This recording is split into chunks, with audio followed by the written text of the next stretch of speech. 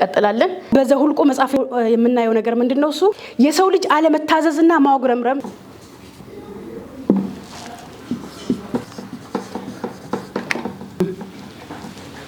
አብዛኛው የዘሁልቁ መጽሐፍ ሂደት የታሪኩ የተፈጸመበት ቦታ ቃዴስ የምትባለው ቦታ ነው ቃዴስ በርኔ ራሱ ቃዴስ የሚለው የምድረ በዳ ቦታ የሚለው ትርጉም ነው የሚይዘው ይሄን በመናይበት ጊዜ አንደኛ የሰላዮች አመጽ አለመታዘዝ የሰው ልጅ አለመታዘዝ ዘሁልቁ 13 እና 14 12 ሰዎች ተላኩ ነገዳቸውን ወክለው ነው የተላኩት በነገራችን ላይ እነዚህ ሰዎች ሄደን እኒ የምንወርሳትን ምድር ሄደን እኒ ብለው ነው እዚህ ጋር አልተጻፈም ዘሁልቁ ላይ ዘዳግም ላይ ሙሴ እነሱን እንደመውቀስ ሄደን ካላየን አላችሁ እግዚአብሔርም ሄደው ይዩ ብሎ ፈቀደላችሁ ይላል አሁን በአዲስ ኪዳን አሰራር ስንመለከተው እምነት በማየት አይደለም በእምነት እንጂ በማየት አንመላለስም ይላል አይደል እነሱ ግን በማየት ነው የምንመላለሰው እግዚአብሔርን ሄደን አይተን ዳሰን ነው የምናምነው አሉት ማለት ነው በሌላ መልኩ እግዚአብሔርም ባያዩት ይሻል ነበር በነገራችን ላይ ታውቃላችሁ ባያዩት እነዛ ቁመታቸው ግዙፍ የሆነ ትክክል እኮ ነው ቁመታቸው ግዙፍ የሆነ ኤናቃውያንን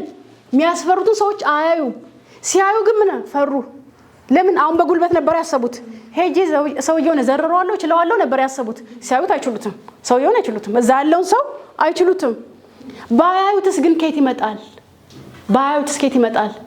ሰዎቹን ማየት ትቶ የተናገራቸውን እግዚአብሔርን ቢመለከቱ ይሻላቸው ነበር ሄደን እንያሉ እግዚአብሔርም ሂዱና እዩ አላቸው ሂዱና እዩ ሲያዩ ነገር እዩ ያስፈራል ውሸት አይደለም ባይዘው እውነት ነው ሰዎቹ እንደሚያስፈሩ እውነት ነው እና ምድሪቱንም ሰልለው ከ40 ቀን በኋላ ተመለሱ ዘሁልቁ 13 ቁጥር 25 በፋራን ምድረ በዳና በቃዴስ ወዳሉት ወደ ሙሴና ወደ አሮን ወደ እስራኤልም ልጆች ማህበር ሁሉ ሄደው ደረሱ ወሬውንም ለእነርሱና ለማህበሩ ሁሉ ነገሯቸው የምድሪቱንም ፍሬ አሳዩአቸው እንዲም ብለው ነገሩት ወደ ላከን ምድር ደረስን እርሷም ወተትና ማር ታፈሳለች ፍሬዋም ይህ ነው ነገር ግን ከዛ ምን ሊያወሩ ነው ፍሬዋም ይሄ ነው ምድሪቷ መልካም ናት ፍሬዋ ከዛ ነገር ግን ማለት ምድሪቷ ታስፈራለች በምድሪቷ የሚኖሩ ሰዎች ኃያላኖች ናቸው ከተሞቻቸውም የተመሸጉ እጅግም የጸኑ ናቸው ደግሞም በዛ የኤናቅን ልጆች አየን ይላል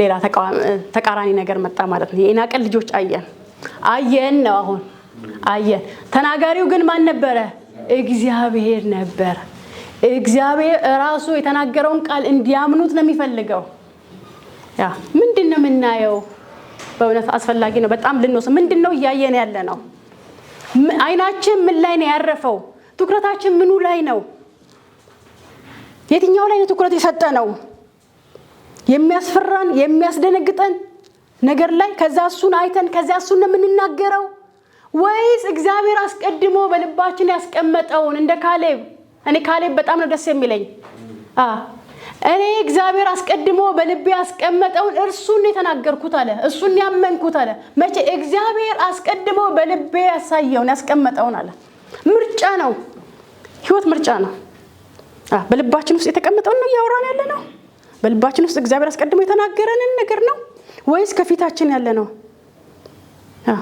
እግዚአብሔር አንድ ነገር ተናግሮ ስለወጣ ዓለም ሁሉ በቃ ለኛ ይገዛልናል ሁሉ ይታዘዝልናል ነገሮች ሁሉ መልካም ይሆናሉ ማለት አይደለም በነገራችን ላይ እንደውም እግዚአብሔር ከተናገረን ይልቅ ተቃራኒ የሚመስል ነገር ከፊታችን ሊጠብቀን ይችላል ግን ከሚታየው ነገር ይልቅ በልባችን ውስጥ ያለው ነገር ልናመን ይገባናል 29 ላይ ሲናገር በደቡብ ምድር አማሌክ ተቀምጧል በተራሮችም ኬጢያውያን ኢያቡሳዊ አሞራዊ ተቀምጧል ከናናዊም በባህር ዳርና በዮርዳኖስ አጠገብ ተቀምጧል ካሌብም ህዝቡን በሙሴ ፊት ዝም አሰኝና ማሸነፍ እንችላለን እንውጣ ኢየሱስ ክርስቶስ ጌታ ነው ካሌብም ህዝቡን ዝም አሰኝና ልክ አንደበቱን ሲከፍት እንደማን እንደ እግዚአብሔር ቃል የተናገረው አንደበታችንን ስንከፍት ምንድነው የምንናገረው ሽንፈት ወይስ ድል ድልን ነው ልናውጅ የሚገባል ማሸነፍ እንችላለን ከርሱ ጋር የወጡ ሰዎች ግን ይላል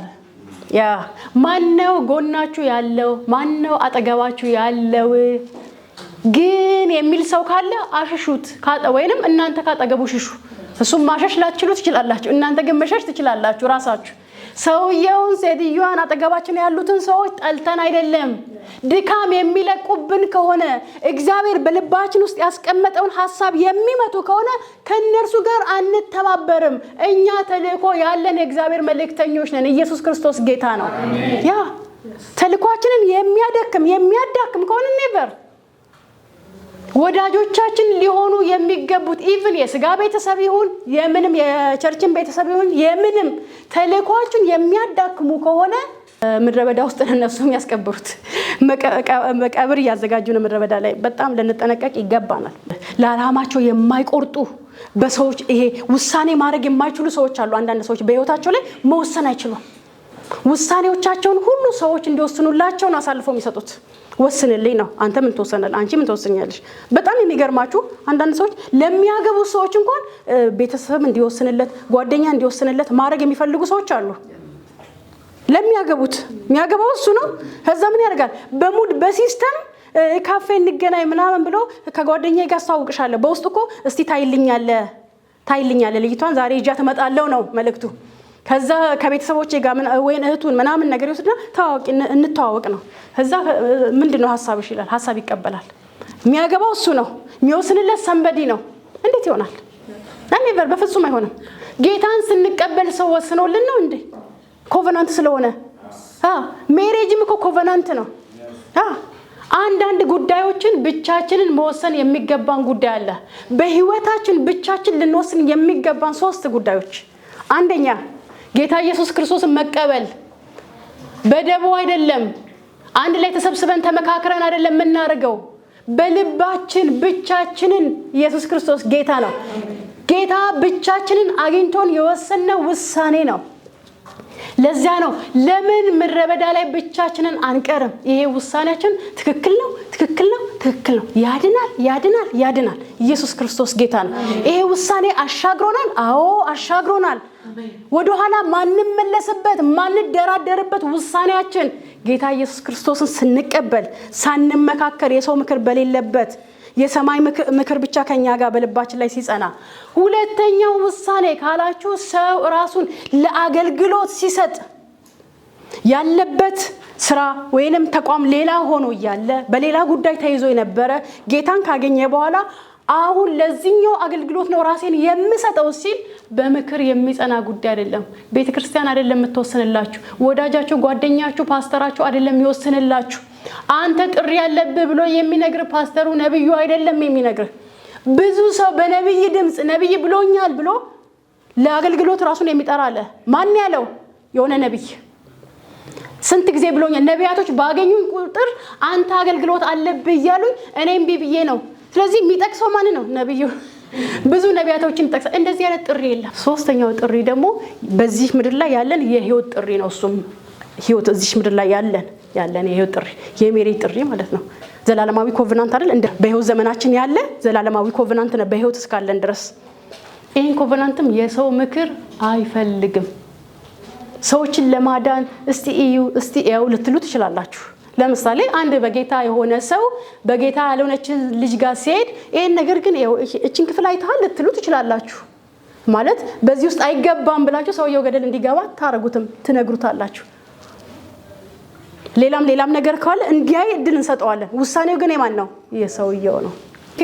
ስለዚህ ይሄኛውን ክፍል በመናይበት ጊዜ አንድ ሰው ከ12ቱ አንድ ሰው ኢያሱ ኦሬዲ ተስማምቷል። የካሌብ ግን በጣም ይደነቃል። ለምን? በዚህ ጉዳይ ላይ ሲናገር ስለምንመለከተው ማለት ነው። ከርሱ ጋር የወጡ ሰዎች ግን ይላል ከኃይል ከኛ ይበረታሉ። ለምን? የሚታየውን ስለሚያዩ። በዚህ ህዝብ ላይ መውጣት አንችልም አሉ። ስለሰለሏትም ምድር ክፉ ወሬ ለእስራኤል ልጆች እያወሩ እኛ ዞረን የሰለልናት ምድር የሚኖሩባትን ሰዎች የምትበላ ምድር ናት። በእርሷም ዘንድ ያየናቸው ሰዎች ሁሉ ረጃጅም ሰዎች ናቸው። በዚያም ከኔፍሊም ወገን የሆኑትን ኔፍሊም የኢናቅን ልጆች አየን። አስቡት የሚዘረዝሩትን ነገር። ስለማን ነው ዝርዝር መግለጫ ምን ሰጠው? ልንጠነቀቅ ይገባናል። ማንን ነው እያገነንን ያለ ነው? በህይወታችን ላይ ችግርን፣ ውድቀትን፣ አለመቻላችንን፣ የተቃራኒውን አካል ኃይል፣ ጉልበት፣ የኢኮኖሚውን ጫና ምናወራው በአንደበታችን ልንመሰክርለት አይገባም አለኮ አሁን እኮ ይሄ ነገር የለም ማለት አይደለም ገባችሁ አይደለ ለምን ግን አንደበቴን አውሰዋለሁ ለምን አንደበቴን አበድረዋለሁ በተናገርኩኝ ቁጥር ለሱ ጉልበት እየሰጠሁኝ ነው ለኔ ጉልበት የሚሰጠኝ እኔ ጋር ስላለው ሳወራ ነው ስለራሳችን ስናወራ ነው ለኛ ጉዳይ ጉልበት የምንሰጠው ሌላው ይቀጥል በራሱ ጉልበት ይሄድ እኔ ጋር ያለውን ግን አበረታዋለሁ እመግበዋለሁ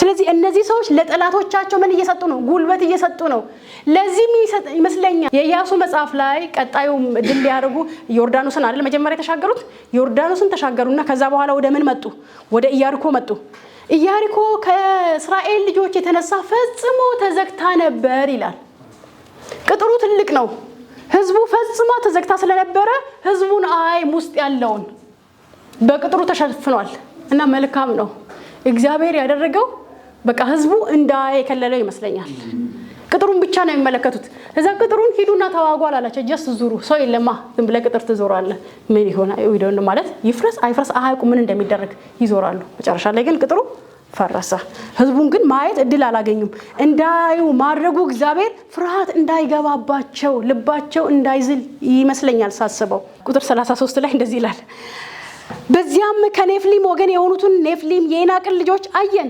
እኛም ይላል በአይናችን ግምት አብዛኛው ግምት ይባላል ኦልሞስት ወደ 90% ግምት አይሰራም ወርሽን እንዲ በሳይንሱ ራሱ በአይናችን ግምት እንዳንበጣዎች ነበርን ደግሞም እኛ በአይናቸው ዘንድ ውሸታቸው ደግሞ ማለት ነው እንዲሁ ነበርን አሉ ውሸት በእነርሱ ፊት ግምታችን አሉ እንዳንበጣነን አሉ እነሱ ግዙፎች ናቸው እኛ እግራቸው ስር ያለን እንዳንበጣነን እግራቸው ስር ኩስኩስ የሚሉ ማለት ነው ደግሞ ማለት እነርሱም እኛን ሲያዩ እንደዚሁ ነበርን አሉ እንዴት አወቁ ኢንተርቪው ያደረጉ ሰዎቹን ጠየቁ እንዴት ነው እስቲ እኛ ስትመለከቱ አይ እናንተ እንዳንበጣዎች ናችሁ አሏቸው አላሉ ውሸት ሰው ለውድቀት ይዋሻል አዎ ለውድቀት ራሱን የሚጥልበትን ሰው ደስ ይሏል በነገራችን ላይ ችግርን ምና ኖ ብዙ ከንፈር የሚመጥልን ሰው ምንም ያያረግልነ ሰው ከንፈር እንዲመጥላችሁ አታድርጉ ድል የነሳንን በክርስቶስ ያሸነፈን ስለምንድን ነው ለኛው ከንፈር የሚመጣጠልን በክርስቶስ ሻይን ያደረገን ይሄ ውሸት አይደለም እውነት ነው ሰዎች እንዲመጡልን አድርገ ባይዘወይ ሰው ፍለፊታችን ምናምን ይለናል ዞር ሲል ግን ሌላ ነው የሚለው በነገራችን ላይ ያ ከዛ ይሄን ሁሉ አወሩና ድምጻቸውን አንስተው ጮሁ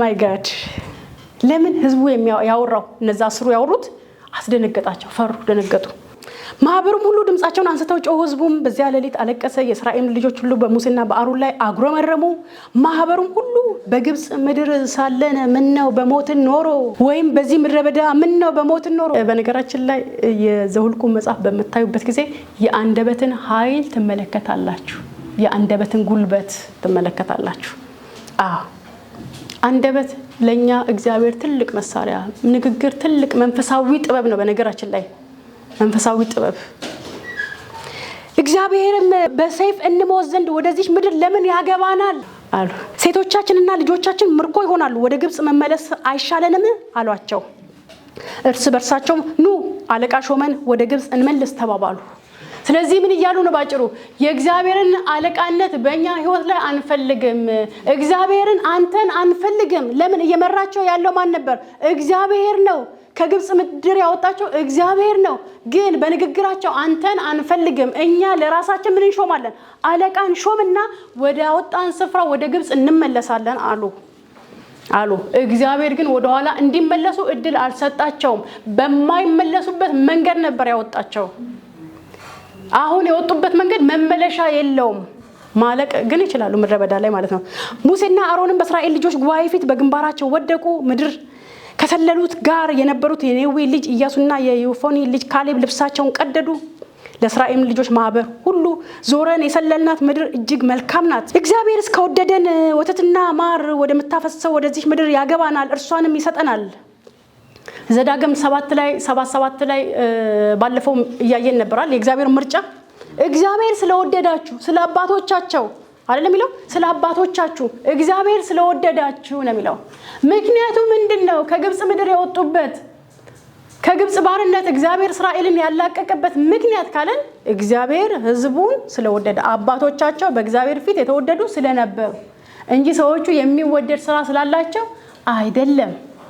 ስለወደዳቸው ከዚያ ከባርነት አገር አወጣቸው። ምክንያቱ ካለን መወደድ እግዚአብሔር ሕዝቡን ስለወደደ።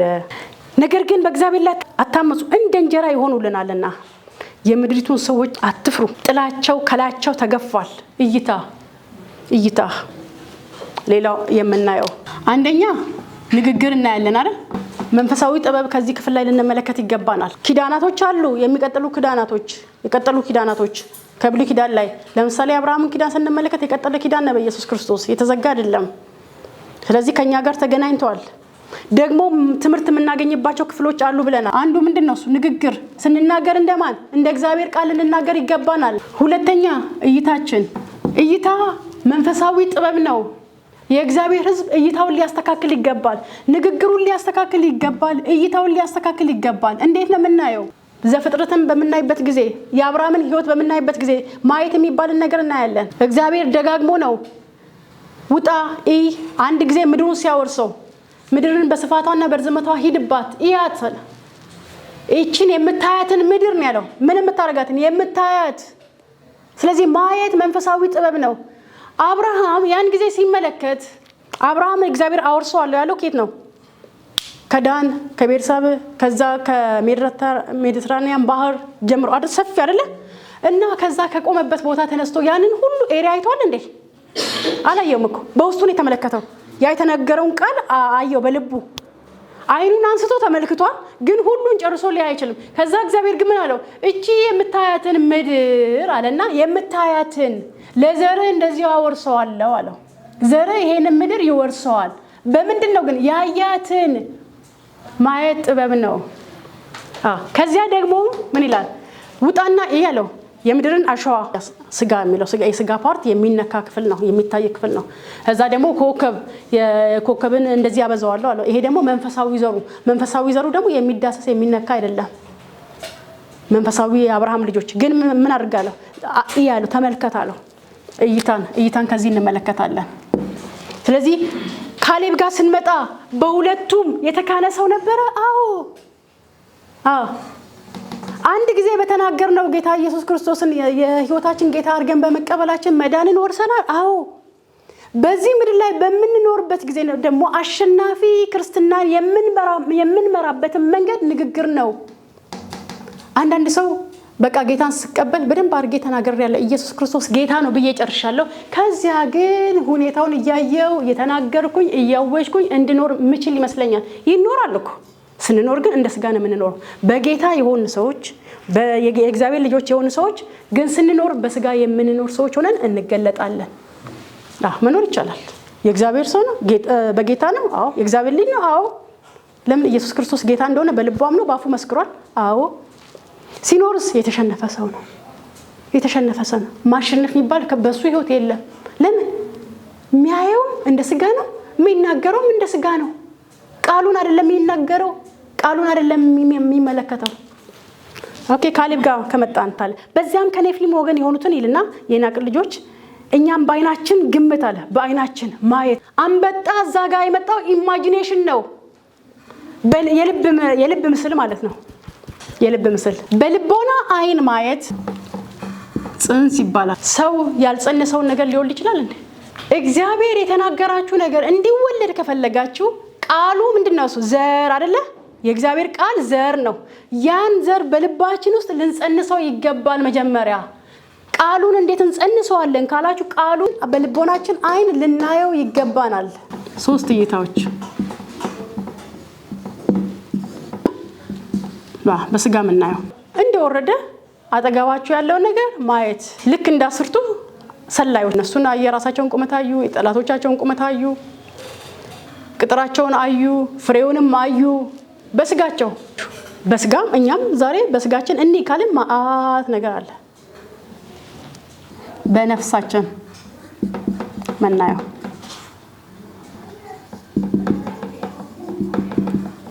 ኢማጂኔሽን ስዕል ማለት ነው። በወረቀት ላይ አይደለም መስሉ ውስጣችሁ ላይ ልባችሁ ላይ ቃሉን ዘሩን ልባችሁ ላይ ተስሉታላችሁ። ምን አይነት ህንጻ ነው መሰራው? ምን አይነት አገልግሎት ነው ማገለግለው ብላችሁ ቁጭ ብላችሁ ስታዩ እንዲፈጣችኋል። የሆነ ቦታ ያያያችሁ ነው የሚመስለው፣ ግን እናንተ ውጪውን ያያያችሁት አይደለም። ከውጪ ለሚያያችሁ ሰው የሆነ ቦታ አፍጥጣችሁ እየተመለከታችሁ ነው፣ ግን ውስጣችሁን እየተመለከታችሁ ያለ። እንደውም የውጪው አይታያችሁም። አሁን እንዲህ ብዬ ያለው የእናንተ መልክ ምናምን በደንብ እያየሁት አይደለም፣ ውስጤን ነው የምመለከተው። ውስጤ ላይ ግን ምን በአይምሮ ያሰብኩትን በልቤ ውስጥ የተቀመጠውን ቃል እየሳልኩት ነው። ትስሉታላችሁ። እግዚአብሔር የተናገራችሁን ቃሉ በስዕል ደረጃ መውረድ አለበት። በስዕል ደረጃ ሊወርድ ይገባል። መሳል አለበት። ያለቀ ዲዛይን ልባችሁ ላይ ነው የሚያልቀው፣ ውስጥ ላይ ነው የሚያልቀው። ይሄ የተሳለውን ነገር ራሱ በወረቀት ላይ መሳል ትችላላችሁ። ኢቭን መጻፍ ትችላላችሁ። በጽሁፍ ደረጃ ማድረግ ትችላላችሁ። በስዕል ማድረግ ትችላላችሁ። ደጋግማችሁ ታዩታላችሁ። እዚህ ጋር የታየው ነው በስጋ የሚገለጠው። ሲወጣ እንደዚህ ነው የሚወጣው። ስንገልጠው ምድር ላይ ሲገለጥ እንደዚህ ነው የሚሆነው። ለምን በራእይ ልታዩ ትችላላችሁ። እንደ ቃሉ ሊመጣ ይችላል። የእግዚአብሔር ራእይ እንዲህ ስለ ወደ ከሌ መጣ ይላል። በራእይ እግዚአብሔር እንደዚህ ሲል መጣ። በራእይ ሊመጣ ይችላል። ቃሉ ራሱ የእግዚአብሔር ቃል ምንድነው? የሚታይ ነው። ቃል የሚንቀሳቀስ ነው። የእግዚአብሔርም ድምጽ በኤደን ገነት ይመላለስ ነበር ይላል እኮ አይደል? ቃል ወክ ያደርጋል። በነገራችን ላይ የሆነ ግዑዝ ነገር አይደለም። እንደ ራእይ እናያለን። ይሄ ያየነው ምን እናደርጋለን? ኢማጂኔሽን ስዕልን ስላለን ስዕል መሳል መልመድ መቻል አለባችሁ። እግዚአብሔር የተናገራችሁን ነገር ቁጭ ብላችሁ ስዕል መሳል መለማመድ አለባችሁ። በኔጌቲቭ ሳይሆን በፖዚቲቭ። ውድቀት ካጋጠመን ይሄን ውድቀት እንዴት ነው ማሸነፈው? እንደው እግዚአብሔር ከዚህ ውድቀት እንዴት ነው መታወጣኝ ብለን ያሰብን ሊሆን ይችላል። ግን እሱ አይደለም። እሱ ውስጥ ምን አለ? እንደው ጌታ ሆይ ከዚህ ውድቀት እንዴት ነው መታወጣኝ የሚል ቃል አለ አይደለ? እሱ መልካም አይደለም። ውድቀትና እግዚአብሔር አይገናኙም። እግዚአብሔር ካልን ማሸነፍ ነው ያለው። እግዚአብሔር ካልን ድል ነው ያለው። ስለዚህ አሁን የመጣነው ወደ ማን ነው? ወደ እግዚአብሔር። ውስጣችን ስንመለከት ስለማን ነው የምንመለከተው? እግዚአብሔር በልባችን ውስጥ ያስቀመጠውን ድል ማሸነፍ ቃሉን ዘሩን ነው የምንመለከተው። ስለዚህ የውጪውን ነገሮች ሁሉ እንተዋለን። ያለውን ነገር ሁሉ እንደሌለ እንቆጥራለን። ችግሩን ያለ ነገር ግን እንደሌለ እንቆጥራለን። ኢየሱስ ክርስቶስ ጌታ ነው። እግዚአብሔር እኮ ብዙ የሌለን ነገር እንዳለ ቆጥሮ ሞትን ወደ ህይወት ለውጠዋል። የሌለን እንዳለ ቆጥሮ ህይወት የለም፣ ሞት ነው ያለው። ህይወት የለም። እግዚአብሔር ግን በሞተው ነገር ላይ ምን ዘራ? ህይወትን ዘራ። የሌለን እንዳለ ቆጥሮ። እኛ ደግሞ ያለን ነገር እንደሌለ መቁጠር አንችልም። ያለ ነገር ነው ግን እንደሌለን ቆጥረዋለን። ለምሳሌ ሰላም የለም ግን ሁሉ ሰላም ነው አለ። ሰላም መደፍረስ እኔ ጋር ግን ውስጤ ላይ ምን አለ? ሰላም አለ። ያለን ነገር ችግሩን እንደሌለ ቆጥረዋለሁ። ችግሩን እንደሌለ ተቆጥሩታላችሁ። ከዛ ከእግዚአብሔር ጋር ስብሰባ ታደርጋላችሁ። የት ብቻችሁን በልባችሁ ውስጥ አይናችሁን ጨፍናችሁ። አለመጨፈንም ትችላላችሁ። አይናችሁ የምትጨፍኑት ምናልባት የውጪው ነገር እያያችሁ እየረበሻችሁ ከሆነ ትጨፍኑለታላችሁ። ከሆነ ጊዜ በኋላ መጨፈንም አይጠበቅባችሁም።